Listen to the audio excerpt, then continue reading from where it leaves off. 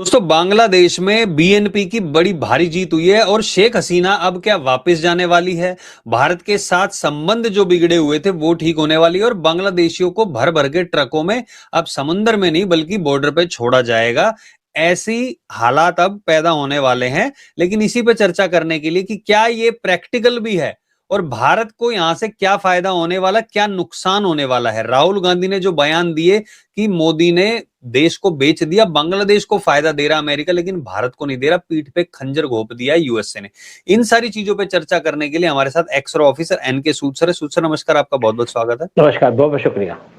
सूद sir, सबसे पहले हम बात करते हैं, राहुल गांधी की भी बात करें कि जो पीठ पे खंजर घोंपने की बात की है, अमेरिका ने पहले भारत के साथ डील की लेकिन बांग्लादेश से ऐसी डील की जिसमें भारत का नुकसान है। ये राहुल गांधी का कहना, पार्लियामेंट में उन्होंने दावा किया। लेकिन उससे पहले मैं आपसे जानना चाहूंगा, जब बीएनपी की जीत हुई है वहां पे, उससे क्या शेख हसीना के अभी वापस जाने के चांसेस हैं तो कब तक हैं और नहीं है तो क्यों नहीं है? देखिए, चांसेस पूरे हैं। शेख हसीना वापस जाएगी 1 साल बाद, 2 साल बाद या 3 साल बाद, क्योंकि अब तारिक रहमान वहां के बन गए हैं प्राइम मिनिस्टर और इससे पहले मोहम्मद यूनुस थे। मोहम्मद यूनुस थे प्लांटेड आदमी, डीप स्टेट के, जिनका एक एजेंडा था हिंदुस्तान को टारगेट करो। एक्चुअली जब बांग्लादेश के अंदर मोहम्मद यूनुस को बैठाया गया और शेख हसीना को हटाया गया तो उस टाइम पे यूएस का या डीप स्टेट का एक प्लान था इंडिया को टारगेट करने का। और अब जब वहां पे तारिक रहमान बन रहे हैं वहां के प्राइम मिनिस्टर, तो ये पॉलिटिकल आदमी है, इनकी कुछ रिस्पॉन्सिबिलिटीज है, किसी को आंसरेबल है। तारिक रहमान है बीएनपी के लीडर जो वहां के प्राइम मिनिस्टर बनेंगे और खलीदा जिया के बेटे हैं। ये 17 साल पहले निकल गए थे बांग्लादेश से क्योंकि इनके खिलाफ थे करप्शन के चार्जेस।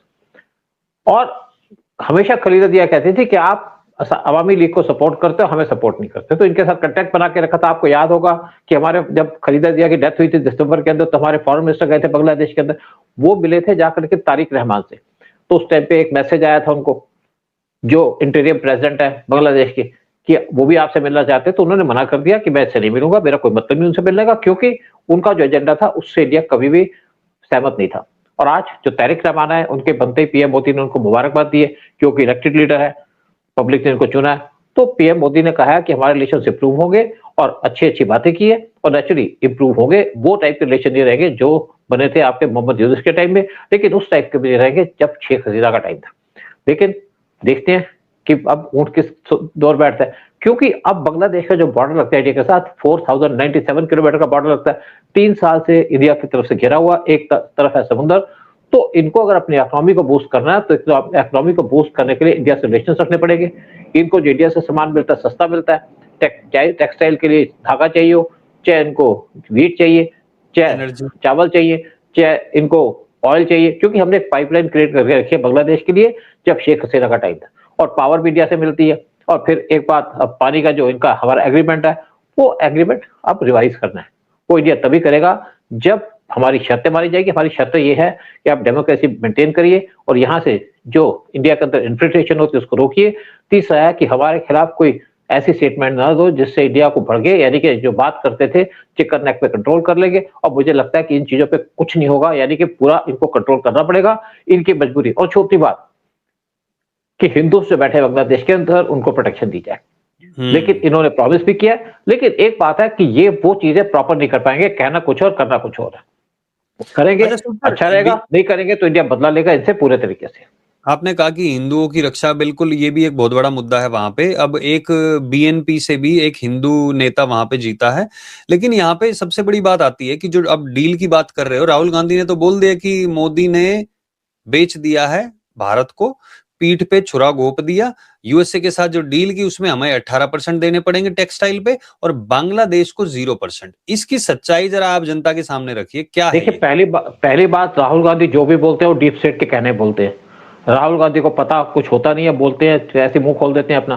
और देखिए यहाँ पे क्या है कि हमारे साथ जब यूएस ने डील की, हमारे पास था 50% टैरिफ, उसको कम करके इन्होंने लगा दिया 18%।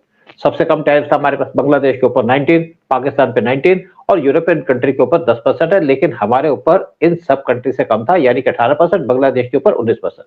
लेकिन इन्होंने चुपचाप एक डील कर दी, वहां पे अनाउंस कर दिया। और अनाउंसमेंट के अंदर जो टेक्सटाइल इंडस्ट्री है, जो इनका 80% इनको फॉरेन एक्सचेंज देता है, उस पर कह दिया 0% टैरिफ, कोई प्रॉब्लम नहीं है। अब पीयूष गोयल ने कहा हम भी ये कर सकते हैं, लेकिन हमें करने की जरूरत नहीं है। मैं आपको समझाता हूँ क्या है कि यूरोप के साथ जो हमारा एग्रीमेंट हुआ टेक्सटाइल का, क्योंकि उससे हमें $40 बिलियन का फायदा होगा। बांग्लादेश की टैक्स दिखेंगे नहीं, क्योंकि इनके ऊपर जीरो टैरिफ था, हमारे ऊपर टैरिफ था उस टाइम पे ज्यादा, लेकिन अब हमारे ऊपर जीरो हो गया और इनके ऊपर टैरिफ बढ़ गया बांग्लादेश और पाकिस्तान में। तो हमारा सारा सामान बिकेगा वहां पे। दूसरी बात है कि जो कपड़े बिकते हैं फॉरेन के अंदर, अप्रैल बिकते हैं, शर्टें बिकती हैं, जिसको ज़ारा या बाकी प्रेजेंट करते हैं, वो होती है इंडियन कॉटन की, उसकी डिमांड है। जब यहाँ पे ब्रिटिशर आए थे तो यहाँ से कॉटन ले जाते थे और बर्मिंघम के इनके यूएस यूके के अंदर जाके कपड़े बनाते थे, सूट बनाते थे। महात्मा गांधी भी गए थे एक बार ब्रिटेन के अंदर और उन्हीं को देख करके आए थे, तभी इंडिया ने कहा कि हम खादी पहनेंगे, इनको कॉटन दे देंगे। लेकिन अब जब यूएस ने 0% टैरिफ लगा दिया इनके टेक्सटाइल पे, तो हमारे टेक्सटाइल पे 18% टैरिफ है। लेकिन इससे फर्क क्या है? यूएस की कंडीशन है, एक कंडीशन है कि आप जो धागा लेंगे हमसे लेंगे, वो धागा इंडिया का कॉटन तो है नहीं, डिफरेंट कॉटन है, और उसके ऊपर 40% एक्स्ट्रा उसकी कॉस्ट है, साथ में उसके ऊपर आपका ट्रांसपोर्ट के खर्चे भी लगेंगे। तो जब धागा वहां पे आएगा, तो एक आएगा फॉरेन एक्सचेंज के अंदर और इंडिया से मिलता था रुपये के अंदर, तो उससे इनको फर्क पड़ेगा। और धागे के ऊपर जब यहाँ पे कपड़े बनेंगे तो उसी कॉस्ट पे पड़ेंगे जो इंडिया से कपड़े जाते हैं। यानी कि इंडिया का धागा जब 40% सस्ता है इनसे, तो नेचुरली आप सोच सकते हैं कि इंडिया का जो कॉटन जाता था या धागे जाते थे, उससे जो कपड़े बनते थे वो सस्ते थे, बराबर अब बराबर के आ गए। लेकिन दूसरी बात यह है कि जो डिमांड है वो इंडियन कॉटन की है। जब इंडिपेंडेंस से पहले, इंडिपेंडेंस के बाद ब्रिटिशर यहाँ से कॉटन लेके जाते थे।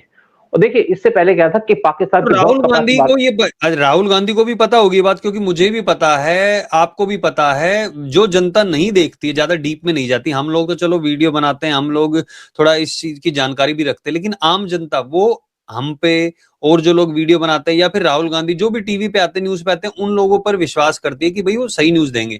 तो राहुल गांधी इस तरीके से सामने आके ये झूठ बोल रहे हैं, तो वो क्यों बोल रहे हैं? क्या उनको पता नहीं है क्या? देखिए ऐसा है, राहुल गांधी कहते हैं कि मोदी ने देश को बेच दिया। देश को बेचा किसने? देश को तो राहुल गांधी बेच रहा है, जो कहता है रफाल महंगे ले रहे हैं, जबकि हमारी गवर्नमेंट टू गवर्नमेंट डील थी, वो महंगे नहीं। हमारे हम मिसाइल ले रहे हैं उनसे, मेट्रो मिसाइल ले रहे हैं जो बहुत पावरफुल मिसाइल है, और मिसाइल की क्वांटिटी ज्यादा ले रहे हैं, उससे महंगे पड़ गए। इंजन तो लेंगे नहीं, सिर्फ एक खांचा तो लेंगे नहीं। इसी तरीके से जो राहुल गांधी जो बात करते हैं, वो बात करते हैं डीप स्टेट के कहने पे। राहुल गांधी देश की नहीं करते बात, राहुल गांधी देश के खिलाफ बात करते हैं। जब यहाँ पे कांग्रेस की गवर्नमेंट थी तो कन्वर्शन की जाती थी, हिंदू से क्रिश्चियन, हिंदू से मुसलमान, किसी को प्रॉब्लम नहीं थी, पता भी नहीं था हमें क्या। और हमारी हिस्ट्री देख लीजिएगा, यहाँ पे मुगल बहुत अच्छे थे, अकबर बहुत अच्छे थे, शाहजहां बड़े अच्छे थे, औरंगजेब ने तो कमाल कर दिया था। लेकिन अब हिस्ट्री को भी चेंज किया जा रहा है, रियल हिस्ट्री बताई जा रही है। हिस्ट्री बताई जा रही है महात्मा गांधी की नहीं, बल्कि महाराणा प्रताप की और शिवाजी की। राहुल गांधी जो काम करते हैं, करते देश के खिलाफ। इनको जेड प्लस सिक्योरिटी मिली है, एक महीने में चले जाते फॉरेन कंट्री के अंदर, कोलंबिया जाते हैं डीप स्टेट के मेंबर को मिलने। अब कभी बैंकॉक चले जाते हैं, वहां तो बड़े मजे करके आते हैं, सुनने में आया। फिर चले जाते हैं आपके इस टाइम पे वियतनाम के अंदर, वियतनाम में भी डीप स्टेट के लोग बैठे हैं। राहुल गांधी का एक जो एजेंडा है वो है इंडिया को डिस्ट्रॉय करना, इंडिया को बर्बाद करके इंडिया को खत्म करना। ये देश प्रेमी नहीं है, देशद्रोही आदमी है। अगर इंडिया के पीठ पे किसी ने छुरा घोंपा है, वो राहुल गांधी और सोनिया गांधी है। मैं आपको बहुत से इंसिडेंट बता सकता हूँ, कहाँ कहाँ पैसे खाए, कहाँ कहाँ क्या किया, किस तरीके से देश को बेचा है। नेहरू से लेके राजीव गांधी से लेकर के आपके सोनिया गांधी तक सियाचिन भी देना चाहते थे पाकिस्तान को। तो मतलब कुल मिला के पता सब कुछ है, लेकिन जानबूझ के ये बातें की जाती हैं ताकि लोगों को गुमराह किया जा सके, लेकिन असल में ऐसा कुछ है नहीं। अगर आपने जो आपने बात बताई कि कई बिलियन डॉलर्स की ईयू के साथ भी डील की है भारत ने, वहां से फायदा होने वाला है, और अमेरिका बांग्लादेश को सिर्फ वहां पे अपना धागा ही नहीं देगा बल्कि महंगी गाड़ियां भी देगा, और गाड़ियां वहां पे जब इकोनॉमी उनकी है नहीं तो फिर वो गाड़ियां खरीदेगा। मैं आपको बता दूं क्या है कि इन्होंने जो ट्रेड डील की है ना, उसमें अमेरिका ने कहा आप हमसे गाड़ियां लीजिए। अब बांग्लादेश के अंदर सड़कें ही नहीं है। जब इंडिया से ईयू ने ट्रेड का बिजनेस किया तो उसमें उन्होंने कहा हमारे गाड़ियां लीजिए महंगी वाली, तो इंडिया ने कहा दे दो, कोई प्रॉब्लम, जो अमीर लोग ले सकते हैं गाड़ी के अंदर। उसमें एक गाड़ी के अंदर 4-7 करोड़ का बेनिफिट है, जो टैक्स की रिलीफ दी गई। हमें कोई फर्क नहीं पड़ता उसके ऊपर, क्योंकि जो अफोर्ड करता ले। और अब इन्होंने वहां पे कई चीजों पर एंट्री की है, गाड़ियां हमारी ले लो। तो आपके अगर आज इंडिया की गाड़ियां एक्सपोर्ट होती हैं, जो बांग्लादेश में भी चल सकती हैं, नेपाल में भी जाती हैं, वो सस्ती पड़ती हैं। अब जापान के अंदर हमारी जो गाड़ी बनती है, जापान भी हमसे ले रहा है, जबकि जापानीज कंपनी गाड़ी बना रही है। दूसरी बात है कि यूएस ने एंट्री कर लिया इनकी एग्रीकल्चर मार्केट के अंदर। ना यहाँ पे पूरे तरीके से दाल उगती है, ना वीट उगती है, ना चावल उगता है। हाँ, हमने नहीं एंटर करने दी, हमारी मार्केट पड़ी है। हमारे पास 140 करोड़ लोग हैं, और हमारे पास खेती बहुत ज्यादा है, लेकिन हमारे छोटे फार्मर्स है। तो पीएम मोदी ने उसको प्रोटेक्ट करने के लिए यूएस को एंटर नहीं करने दिया, लेकिन यहाँ पे तो इनको मतलब ही कोई नहीं है, यहाँ पे राहुल एग्रीकल्चर में गांधी एंट्री तो कह करेंगे। रहा है कि किसानों के साथ, सॉरी इंटरप्ट करने के लिए, राहुल गांधी तो कह रहा है कि किसानों के साथ धोखा हुआ है, तो कह रहा है कि वहां राहुल पे का ये चाहिए। आपको लगता है कि राहुल गांधी नेशनलिस्ट है, या राहुल गांधी के पास सिर्फ इंडियन पासपोर्ट है? राहुल गांधी के पास ब्रिटिश पासपोर्ट भी है, जबकि वो डबल पासपोर्ट रख नहीं सकता। बहुत जल्दी उसका केस सामने आ जाएगा पब्लिक के, राहुल गांधी एक्सपोज हो जाएगा। राहुल गांधी को अपना वीजा लेकर के आना पड़ेगा इंडिया के अंदर, अगर उसको परमिशन दी जाएगी। राहुल गांधी नेशन की नहीं सोचता, राहुल गांधी सोचता कैसे देश को डिस्ट्रॉय किया जाए। ये एजेंडा चल रहा था सोनिया गांधी का, जब से सोनिया गांधी को पावर मिली वो देश को तोड़ने में लगी हुई है। अब देखिए, अब इनकी अब डेयरी इंडस्ट्री के अंदर घुस गया वहां पे। ये बांग्लादेश ने कहा आ जाओ, बांग्लादेश में तो कोई दूध तो पीता ही नहीं, वहां गाय का दूध कोई नहीं पीता, गाय को तो काटते हैं। इंडिया से 20 लाख कॉस पगल होती थी बांग्लादेश के अंदर हर एक साल, जिसको रिड्यूस कर दिया था 2 लाख, और अब 1 लाख कॉस पगल होती है। जबकि इन्होंने चिकन नेक को भी पूरा कवर कर लिया है, वहां पे 12 फीट लंबी इन्होंने फेंसिंग लगा दी है, लेकिन फिर भी कहीं पे टनल पर है, कहीं पे कुछ पर है, क्योंकि हमारा 4097 किलोमीटर का बॉर्डर है बांग्लादेश के साथ। और ज्यादातर कॉस स्ट्रगल होती है आपके रिवर के रास्ते, क्योंकि यहाँ से 11 रिवर जाते हैं इंडिया से बांग्लादेश के अंदर, और वहां पे बड़ी बड़ी घास है। आदमी काऊ को फेंकता रिवर के अंदर, पूंछ पकड़ के साथ चला जाता है उसके अंदर तैरते तैरते, और वहां पे चलता है। लेकिन आज बांग्लादेश के अंदर चाहे आप एग्रीकल्चर में घुसो, चाहे डेयरी में घुसो, ना तो कोई दूध पीता है, ना कोई वहां पनीर खाता है, ना वहां पे खाना मिलता है उनको, सारी चीजें इंडिया से इम्पोर्ट की जाती है। तो इससे बांग्लादेश को ना फर्क पड़ता है, ना यूएस को कोई बेनिफिट होगा। फर्क सिर्फ पड़ेगा कि प्रोपेगेंडा करने का राहुल जैसे लोगों को। तो मतलब कुल मिला के जो जो चीजें दिखाई जा रही हैं, लोगों के सामने प्रोपेगेंडा फैलाया जा रहा है, वो सारा सारा ये दिखाने के लिए कि देखो मोदी जो है ट्रंप के आगे झुक गया, ट्रंप के आगे मोदी ने सरेंडर कर दिया। लेकिन असल में मोदी चुपचाप रह के और देशों के साथ डील कर रहा है, चाहे वो इजराइल हो, रशिया हो, जापान हो, यूके हो, सारी कंट्रीज के साथ कुछ ना कुछ किसी ना देखो, किसी क्षेत्र में डील। मैं आपको बड़ी बात क्लियर कह दूं, ट्रंप ने बड़ी कोशिश की इंडिया को बेचने की, इंडिया पे कंट्रोल करने की, लेकिन मोदी झुका नहीं। तो जब ट्रंप ने अपनी गलतियां कर दी, टारगेट करना शुरू कर दिया यूरोप को, तो यूरोपियन यूनियन इंडिया के अंदर आ गए। उससे पहले आपके जर्मनी के चांसलर आए थे और बहुत बड़ी डील कर गए, $10 बिलियन की डील करके सबमरीन की 6 सबमरीन इंडिया के अंदर बनाई जाएगी विद ट्रांसफर टेक्नोलॉजी, ताकि इंडिया अपनी सबमरीन फ्यूचर का बना सके। फिर यूरोपियन यूनियन आ गई।